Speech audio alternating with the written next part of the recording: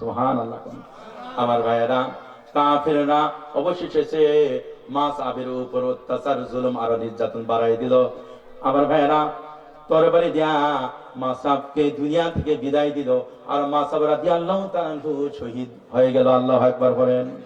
আল্লাহ পাক বলছেন, ওয়ালা তাকুলু লিমান ইয়াকতালু ফি সাবিলিল্লাহি আমওয়াত বাল আহইয়াউ ওয়ালাকিন লা তাশউরুন। আল্লাহর দ্বীনের পথে যারা সংগ্রাম করে শহীদ হয়ে যায় তাদেরকে মৃত্যু বলে না। সুবহানাল্লাহ। অন্য এক জায়গায় বলছেন, ফালিউকাতিল ফি সাবিলিল্লাহিল্লাযীনা ইয়াশরুনাল হায়াতাদ দুনিয়া বিল আখিরা ওয়া মান ইউকাতিল ফি সাবিলিল্লাহি ফাইকতাল আও ইয়াগরিব ফাসাউফা নুতিহি আজরান আযীমা। আমার ভাইরা, আল্লাহ পাক বলছেন, ওগো মুমিন, যারা মুমিন হবে, যারা মুজাহিদ হবে, যারা মুমিন হিসাবে, ইমানদার হিসাবে নিজেকে পেশ করবে, ইমানদারে যারা দাবিদার, তারা আখিরাতের বিনিময়ে দুনিয়ার স্বাচ্ছন্দ্য জীবন নগণ্য জীবন মনে করবে। আখিরাতের বিনিময়ে দুনিয়ার এই সব কিছু আল্লাহ রাস্তায় বিক্রি করে দিবে। চাকরি যাই যাক, চাকরি ভয় করবে না। আমার বন্ধুগণ, ইমামতি যাই যাক, হক কথা বলবে। কথা ঠিক কিনা? আমার ভাইরা, দাওয়াত কম হোক কিংবা বেশি হোক, যদি নাই হয়, বক্তা মঞ্চে হক কথা বলবে, কারোর জন্য পরোয়া করবে না। কথা ঠিক কিনা? দুনিয়ার স্বাচ্ছন্দ্য আখিরাতের বিনিময়ে বিক্রয় করে দিবে। আল্লাহর দ্বীনের পথে মুজাহিদ হয়ে যুদ্ধ করবে, এই যুদ্ধে শাহাদাত বরণ করবে, কিংবা যদি গাজী হয়ে বাসায় ফিরে আসে, আল্লাহ পাক বলছেন, ফাসাউফা নুতিহি আজরান আযীমা। আমার ভাইয়েরা, যদি শাহাদাত বরণ করে, এর প্রতিদান আল্লাহ তাআলা দিবেন। আবার গাজী হয়ে বাসায় যদি ফিরে আসে, এর প্রতিদান আমার আল্লাহ রাব্বুল আমিন দিয়ে দিবেন। সুবহানাল্লাহ। আস্তে কোন। তাহলে জিহাদের ময়দানে গিয়ে শাহাদাত বরণ করলো লাভ, গাজী হলো লাভ, প্রতিদান কে দিবে? আমার ভাইরা, কাদিসিয়ানের যুদ্ধে অন্ধ সাহাবী আব্দুল্লাহ ইবনে মাকতুম চোখে দেখেন না, নবীজি বিদায় হয়ে চলে গিয়েছেন। খলিফাতুল মুসলিমিন ওমর রাদিয়াল্লাহু তাআলা আনহুর সময় ঘটনা হওয়ার দরকার। টার্গেট নিচ্ছেন কে? ওমর রাদিয়াল্লাহু তাআলা আনহু মুসলমানদের মাঝে জিহাদের ডাক দিলেন। এই যুদ্ধে পারস্য সাম্রাজ্যের বিরুদ্ধে যুদ্ধ করার লক্ষ্যে কে জান দিতে রাজি, কে মান দিতে রাজি, কে জিহাদ করার জন্য রাজি, ছুটে চলে আসো। মুসলমানেরা পঙ্গপালের মতো ওমর রাদিয়াল্লাহু তাআলা আনহু ডাকে সাড়া দিলেন সেই দিন। সুবহানাল্লাহ। কোন ওই দিন দেখা গিয়েছিল নবীজির একজন অন্ধ সাহাবী আব্দুল্লাহ ইবনে মাকতুম চোখে দেখেন না। নবীজির সাহাবী খলিফা, তোমাকে দিয়ে কি কাজ হবে? ওই দিন আব্দুল্লাহ ইবনে মাকতুম জবাব শুনিয়ে দিলেন, ওগো ওমর, আমি দেখতে পাই না ঠিক, আমাকে যদি কবুল করেন, আমি কোরআনুল কারীমের 30 পারার হাফেজ। আল্লাহু আকবার বলেন। এই পৃথিবীতে অনেক হাফেজে কোরআন আছে, 2 চোখ অন্ধ, শুনে শুনে আল্লাহ তাআলার 30 পারা কোরআন হাফেজ হয়ে গেছে। কথা ঠিক কিনা? গত কয়েক বছর আগে জয়পুরহাটে 5টা থানা, 5 বিবি একটা থানার মধ্যে মাহফিল করতে গেলাম। আমার ভাইরা, হাফেজদেরকে যখন পাগড়ি পরাইতেছিলাম, একের পর এক হাফেজকে পাগড়ি পরাইতেছিলাম, হাফেজটা হু হু হু কে কাঁদতেছেন। হাফেজকে জিজ্ঞাসা করলাম, ভাই আপনি তো ছোট্ট মানুষ, পুরা কোরআনে হেফজ করেছেন, আজকে তো খুশির দিন, কাঁদো কা? হাফেজ বলছে, হুজুর আমি খুশি ঠিক, কিন্তু আমি আনন্দে কাঁদতেছি। ওই যে আমার বাবা দাঁড়ায় আছে, এতগুলি মানুষের সামনে আপনি আমাকে পাগড়ি পরে দিচ্ছেন, কিন্তু আমার বাবা 2 চোখ অন্ধ, আমাকে দেখতে পাচ্ছে না, এই জন্য আমি কাঁদতেছি। আল্লাহু আকবার বলেন। আমার ভাইরা, হাফেজকে বললাম, ও হাফেজ, কিয়ামত যেই দিন কায়েম হবে, কিয়ামতের মাঠ, এরপর হাসরের মাঠ যেই দিন কায়েম হবে, তুমি কি হাদিস জানো না? যারা কোরআনুল কারীম পড়বে, কোরআন অনুযায়ী যারা জীবন করবে, কোরআনুল কারীম অনুযায়ী জীবন করবে, হককে যারা চিনবে, হারামকে যারা বাদ দিবে, তাদের জন্য ফয়সালা হলো যে 70 জন পরিবারদের মধ্যে থেকে, আত্মীয় স্বজনের মধ্যে থেকে 70 জনকে সাপোর্ট করে আল্লাহর জান্নাতে নিতে পারবে।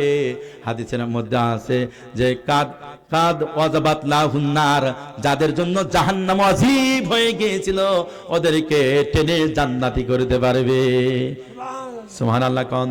সুতরাং তুমি দোয়া করো, আমিও দোয়া করি, হাসরের মাঠে কিছু মানুষের সঙ্গ অন্ধ করে উঠবে, অন্ধ করে উঠাবে ওই মানুষগুলি পক্ষ থেকে যে কোরআন কারীম এই বিধানটা গিয়েছিল, এই কোরআনকে যেমন ভুলেছিলি, আমি আল্লাহ তাআলা তোকে ওই রকম ভাবে ভুলে গেলাম। وَمَنْ أَعْرَضَ عَنْ ذِكْرِي فَإِنَّ لَهُ مَعِيشَةً ضَنكًا وَنَحْشُرُهُ يَوْمَ الْقِيَامَةِ أَعْمَى قال ربي لما حشرتني أعمى وقد كنت بصيرا قال كذلك أتتك آياتنا فنسيتها وكذلك اليوم تنسى। আমার ভাইরা, আল্লাহ সেই দিন ভুলে যাবেন, আল্লাহ ওই দিন যেন ভুলে না যান। আমাদেরকে এই পৃথিবীতে কোরআন শিক্ষার দরকার আছে কিনা? আছে আছে আছে। কোরআন বোঝার দরকার আছে কিনা? কোরআন না বুঝলে সওয়াব হবে ঠিক, কিন্তু আখিরাতে ধরা পড়া লাগবে। কত কি বোঝেন, সিএস খতিয়ান বোঝেন, আরএস খতিয়ান বোঝেন, আমার বন্ধুগণ সব কিছু বুঝলেন, কিন্তু কোরআনকে বোঝার চেষ্টা করলেন না, পড়ার চেষ্টা করলেন না, ধরা পড়া লাগবে কিনা?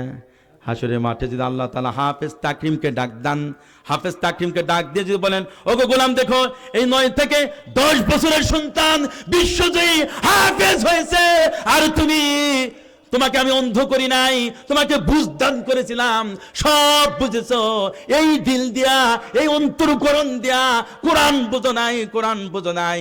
সুতরাং তোকে কি করা হবে? তোর সন্তানগুলিকে কোরআন শিখাও নাই, ওই সন্তানগুলি আবার বাবার প্রতি মামলা দায়ের করবে। আল্লাহ তাআলাকে বলবে, ওগো আল্লাহ, আমার বাবা দিন যদি শিখাতো, কোরআনের হাফেজ যদি আমাকে ওই হেফজখানা দিত, আলেম যদি বানাইতো, তাহলে জান্নাতের ফয়সালা হয়ে যেত। যেই বাবার কারণে, যেই মায়ের কারণে জাহান্নাম ফয়সালা হয়ে গিয়েছে, ওই মা বাবাকে নিয়ে আসো। নাজাআলুহুমা তাহাতা আকদামিনা লিয়াকুনা মিনাল আসফালিন। ওদের পায়ে পাদলিত করে, অর্থাৎ বুকের উপর পা আর ভুঁড়ির উপর পা, পায়ে পদলিত করে, ওই পিতা মাতাকে পায়ে পদলিত করে আমি যাওয়ার আগে ওদের নিয়ে জাহান্নামে যেতে চাই। নাউজুবিল্লাহ কোন। সুতরাং গার্জেনদেরকে বোঝার দরকার, সন্তানগুলিকে দ্বীনে ইলম শিক্ষা দেওয়ার দরকার, কথা ঠিক কিনা? সবাই বলেন, পড়ো না কোরআন কেন পড়ো না কোরআন, বোঝো না কোরআন কেন বোঝো না কোরআন, ওরে কপাল পোড়া মুসলমান, সর্বহারা মুসলমান। সকলে কন, পড়ো না কোরআন কেন পড়ো না কোরআন, বোঝো না কোরআন কেন বোঝো না কোরআন, ওরে কপাল পোড়া মুসলমান, সর্বহারা মুসলমান। পড়েছো ইংলিশ মিডিয়ামে, পড়েছো ইংলিশ মিডিয়ামে, বাবার ডাকো তাই ডাডি নামে। সরি সরি বললে তো আর, সরি সরি বললে তো আর কবরে পাবে না সার। পড়ো না কোরআন কেন পড়ো না কোরআন, ধরো না কোরআন কেন ধরো না কোরআন, ওরে কপাল পোড়া মুসলমান, সর্বহারা মুসলমান। লিল্লাহে তাকবীর। কোরআন পড়ার দরকার আছে কিনা বলেন? আমার ভাইরা, আব্দুল্লাহ ইবনে মাকতুম নবীজিকে বললেন, ইয়া রাসূলুল্লাহ, ইয়া হাবিবাল্লাহ, আপনার কি জানা নাই যেই দিন হিজরতের ডাক দিয়েছিলেন, আমি এবং আমার সঙ্গে আরেকজন সাহাবী মাসাব ইবনে উমাইর হিজরত করেছিলেন। সুবহানাল্লাহ কোন। সুতরাং আমাকে কবুল করেন, আমি কোরআনের হাফেজ, জিহাদের ময়দানে যাচ্ছি, অস্ত্র চালাতে না পারলেও মুজাহিদদেরকে কোরআন কারিমের আয়াত পড়ে পড়ে ওদের ঈমান চাঙ্গা করতে পারবো। সুবহানাল্লাহ কোন। এবং আমি হাফেজে কোরআন, কিয়ামুল লাইল ওদেরকে নিয়ে আমি কোরআনুল কারীম আমি তেলাওয়াত আমি করতে পারি, হাফেজে কোরআন কিয়ামুল লাইল আমি নামাজ পড়াইতে পারবো। সুবহানাল্লাহ কোন। আমার ভাইরা, আব্দুল্লাহ ইবনে মাকতুম সাহাবীকে কবুল করা হলো বিশ্ব নবীজি ইসলাম আন্দোলনের নেতা। নবীজি যখন আব্দুল্লাহ ইবনে মাকতুমকে কবুল করলেন, তারপরে তিনি কি করলেন? লৌহের পোশাক পরেছেন, বর্ম পরেছেন। সাহেবরা বলছেন, আব্দুল্লাহ ইবনে মাকতুম রে, তুমি যুদ্ধে যাবে ঠিক, কিন্তু তুমি বর্ম পড়তেছে কেন, লোহার পোশাক পরতেছে কেন? উনি বলছেন, আমিও জিহাদ করে আল্লাহর জান্নাতে চলে যেতে চাই। সুবহানাল্লাহ কোন। আমার ভাইরা, নবীজিকে আক্রান্ত বললেন, ইয়া রাসূলুল্লাহ, ইয়া হাবিবাল্লাহ। এই কাদিসিয়ান উমরকে বললেন, ওগো উমর, এই কাদিসিয়ানের যুদ্ধে ইসলামের পতাকাটা যদি আমার হাতে দেয়া হয়, তাহলে আমি ইসলামের পতাকাটা উঁচু করে ধারণ করে আমি থাকবো। কাফের রাজু চতুর্দিকে আমাকে ঘিরে ফেলে, আমি তো দেখতে পাই না, দেখতে পাবো না, পালানোর কোনো সুযোগ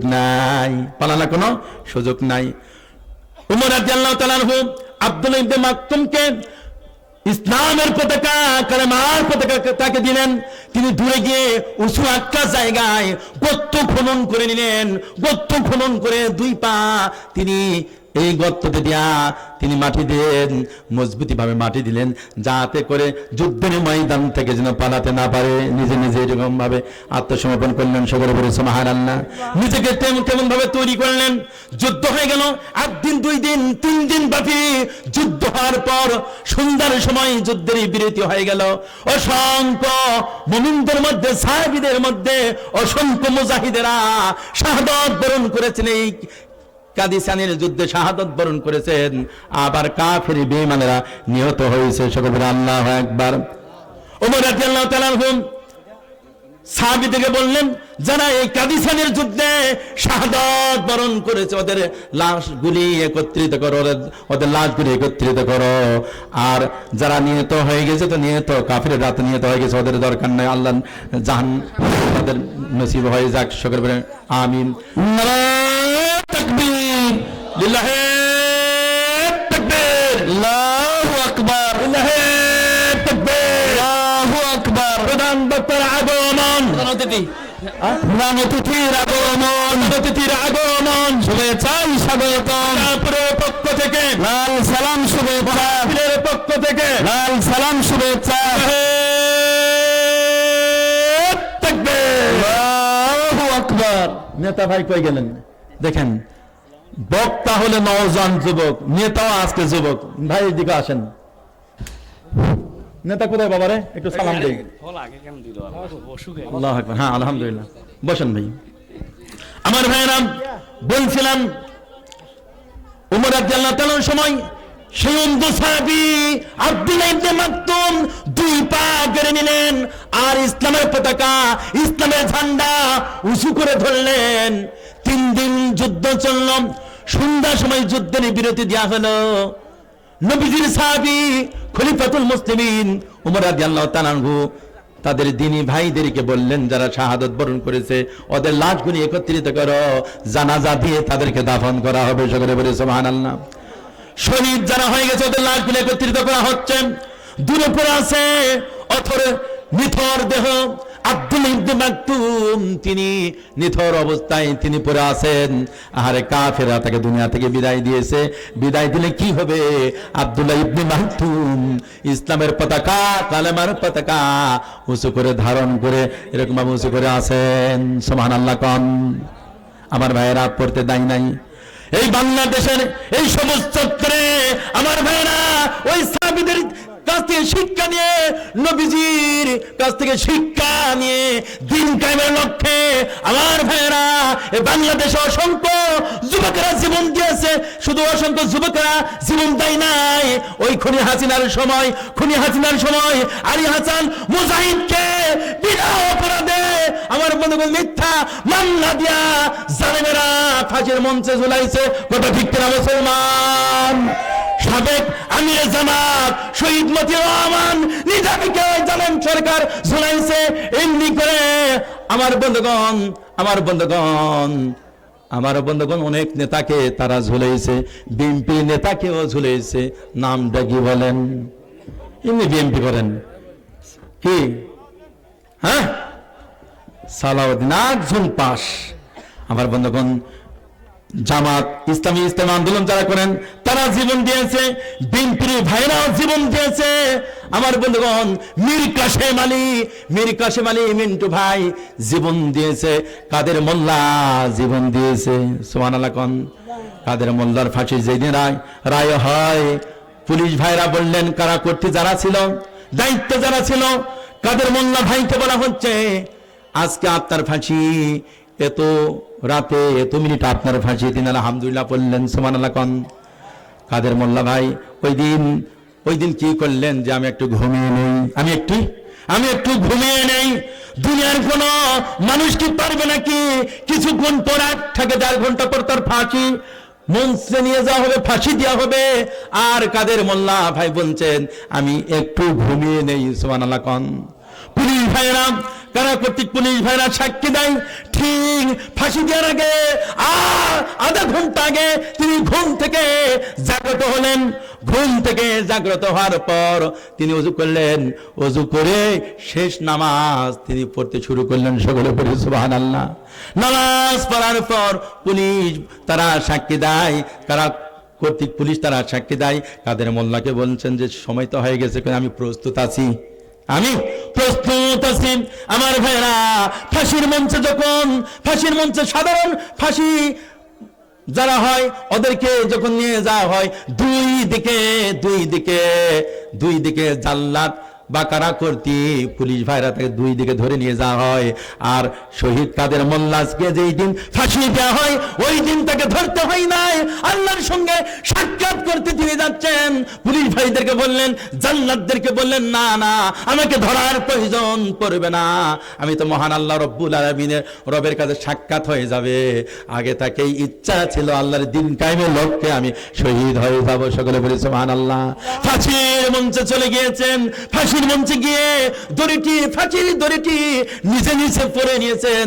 আর বিনকে আল্লাহ তাআলার কোরআন পড়েছেন। কোরআন পড়তে আমাদের প্রাণপ্রিয় নেতা, প্রত্যেক নেতারা কোরআন পড়তে কলেমা পড়তে দুনিয়া থেকে বিদায় হয়ে চলে গেছেন। সুবহানাল্লাহ। শহীদ মতিউর রহমান নিজামীকে যেদিন ফাঁসি রায় দেওয়া হলো, যেদিন ফাঁসি দেওয়া হবে, আমার ভাইয়েরা সন্ততি বিবি বাচ্চা শেষ দেখা করেছেন। উনি সন্তানদেরকে বলছেন, ও আমার সন্তানেরা আমি ফাঁসির মঞ্চে যাব, ফাঁসির মঞ্চে যাওয়ার আগে আমি লুঙ্গি পরে যাব না, পাজামা পরে যাব। সুবহানাল্লাহ কোন?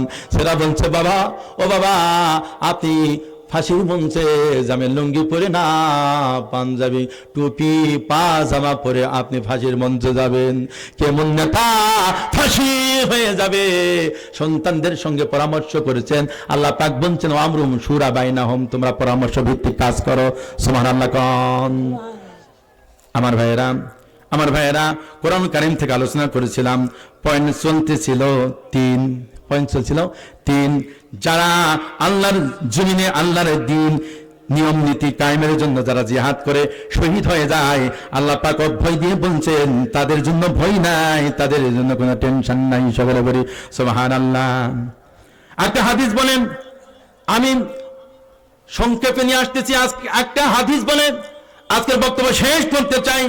আল্লাহর দ্বীনের পথে যারা শাহাদাত বরণ করবে, বিশ্ব নবীজি বলছেন ওদের জন্য 6টা পুরস্কার। কয়টা পুরস্কার বলেন? 6টা পুরস্কার। 1 নম্বর পুরস্কার, আল্লাহর দ্বীনের মুজাহিদ হয়ে লড়তে গিয়ে কাফেররা বা বাতিলপন্থীরা গুলি করেছে, তরবারি আঘাত করেছে, আল্লাহ রাসূল বলেছেন ইগফারু লাহু ফি আউয়ালি তাফাতিন, শরীর থেকে প্রথম রক্তের ফোঁটা জমিনে পড়ার সঙ্গে সঙ্গে জীবনের গুনাহ খাতা আল্লাহ পাক সব মাফ করে দেন। নাম্বার হলো 2, ওয়াইরা মাকাদাহু মিনাল জান্নাত, শহীদ হওয়ার আগ দিয়া আল্লাহ রাব্বুল আমিন ফেরেশতাদেরকে বলেন, ও গো ফেরেশতা, দিন কায়েমের লক্ষ্যে আমার সন্তুষ্টির জন্য আমার এই বান্দা জীবন দিতে যাচ্ছে, জীবন দেওয়ার আগ দিয়ে, শহীদ হওয়ার আগ দিয়া কোন জান্নাতে থাকবে সেই জান্নাতের ভিডিওটা আমার গোলামের সামনে ধরো, আমার গোলাম জান্নাত দেখতে দেখতে দুনিয়া থেকে চলে যাবে। সুবহানাল্লাহ কোন। নাম্বার হলো 3, নবীজি বলছেন ওয়াইউরা মিন আযাবিল কবরি, ওই শহীদের কোনো কবরের আযাব হবে না। আর নবীজি 4 নম্বর পয়েন্ট বলেছেন, ওয়া মানু মিনাল কাবরিল আকবার, বড় ধরনের তাকে আযাব দেওয়া হবে না। সকলে বলে সুবহানাল্লাহ। নম্বর হলো 5, ওয়াইউদাউ আলা রাসিহি তাজুল ওয়াকারি লিয়াকুতাহু মিনহা খায়রুম মিনাদ দুনিয়া ওয়া মা ফিহা, ওই শহীদের মাথার উপরে এমন তাজ পরানো হবে, দুনিয়াতে যত সম্পদ আছে সমস্ত সম্পদ যদি একত্রিত করা হয় ওই টুপি এত দামি হবে, দুনিয়ার সমস্ত সম্পদ অপেক্ষা টুপির মূল্য বেশি। খায়রুম মিনাদ দুনিয়া ওয়া মা ফিহা, আল্লাহু আকবার বলেন আমার ভাইরা। আর 6 নম্বর বলা হয়েছে ওয়ায়ুজাওয়াজু সিনতাইনি ওয়া সাবঈনা যাওজাতাম মিনাল হুরিল আইন ওয়া শাফাআহু ফি সাবঈনা মিন আকরাবিআহি, সকলে বলে সুবহানাল্লাহ। মিন আকরিবাইহি, নবীজি বলছেন আল্লাহর দিন কায়েমের লক্ষ্যে যারা শাহাদাত বরণ করবে জান্নাতের মধ্যে আল্লাহ রাব্বুল আমিন 70 জন হুরকে দিয়া বিবাহ ব্যবস্থা করবেন। সুবহানাল্লাহ কোন। 70 জন হুর দিয়া তাকে নারায়ে তাকবীর, নারায়ে তাকবীর। প্রধান বক্তার আগমন, শুভেচ্ছাই স্বাগতম মাহফিলের পক্ষ থেকে।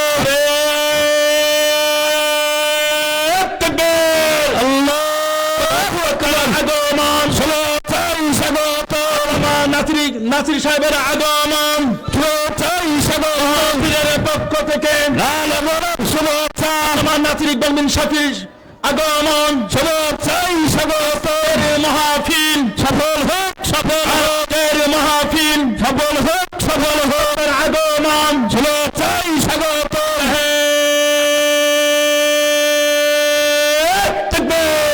আল্লাহু আকবার। হুজুর আসেন, হুজুর একটু নুরানি হাতটা একটু হুজুর মুসাফা করি। হুজুর আল্লাহু আকবার, আল্লাহু আকবার। হুজুরের বয়স অনেক, কিন্তু দেখেন আমার চাইতেও নওজোয়ান যুবক। সকলে বলে সুবহানাল্লাহ। সারা দেশে কোরআনের কারীমের তাফসীর হুজুর করছেন। হুজুরের বাবা একজন প্রখ্যাত আলেমে দ্বীন, তিনিও তাফসীর করতেন। আল্লাহু আকবার বলেন আমার ভাইরা। শুধু এই রংপুরের জমিন নয়, গোটা জমিনে আল্লামা নাসির ইকবাল বিন শাফি সহ হাজার হাজার বক্তারা কোরআনের হক কথা বলছেন, কোনো বাধা নাই। কথা ঠিক কিনা? অনেকেই বাধা দিচ্ছেন, কিন্তু আমরা ছাড় দিব না। কথা ঠিক কিনা? ছাড় দেওয়ার সময় নাই। কথা ঠিক কিনা? বিগত বছরগুলোতে প্রায় 16টা বছর তোমরা আমাদেরকে জ্বালাইছো। কথা ঠিক কিনা? সুতরাং বাতিল পন্থী যদি এরকম ভাবে উহুদ পাহাড়ের মতো ধারণ করে আমাদের সামনে আসে, আমরা নারে তাকবীর আল্লাহু আকবার স্লোগান দিব, তারা পানির ভুটির মতো মিশে যাবে। রাজি আছেন তো? একটু হাত উত্তর করে মহান আল্লাহকে দেখান। লিল্লাহে তাকবীর, লিল্লাহে তাকবীর। আমার বন্ধুগণ, বাতিল নিঃশেষ হবেই, কথা ঠিক কিনা? কোরআনের রাজ এই জমিনে প্রতিষ্ঠিত হবে, যেখানে আমরা যাচ্ছি হাজার হাজার বক্তারা দাঁত নিয়ে যাচ্ছে, হাজার হাজার মানুষ মাহফিলে ভিড় করছে, মা বোনেরা আমার ডবল হচ্ছে, কথা ঠিক কিনা? ওদের অবদানও বিশাল। সামনে দিনের আগামীদের পার্লামেন্ট ইনশাআল্লাহ কোরআনের পার্লামেন্ট হবে ইনশাআল্লাহ। বলেন আগামী দিনের সংসদ ভবন কোরআনের সংসদ ভবন, আগামী দিনের গণভবন কোরআনের গণভবন, আগামী দিনের পতাকা কলেমার পতাকা, কথা ঠিক কিনা মুসলমান? সুতরাং দলাদলি ভুলে গিয়ে কোরআনের দিকে আসতে হবে। ওয়াতাসিমু বিহাবলিল্লাহি জামিআ ওয়ালা তাতাফাররাকু ফি, দিন কায়েমের লক্ষ্যে আমরা একত্রিত হব ইনশাআল্লাহ। বাংলার জমিনে কুফর, নাস্তিক, মুরতাদ বিলীন হয়ে যাবে, শুধুমাত্র ইসলামী দলই থাকবে, কথা ঠিক কিনা? বাতিলকে দেখে ভয় পাওয়া যাবে? বাতিল সে দবনে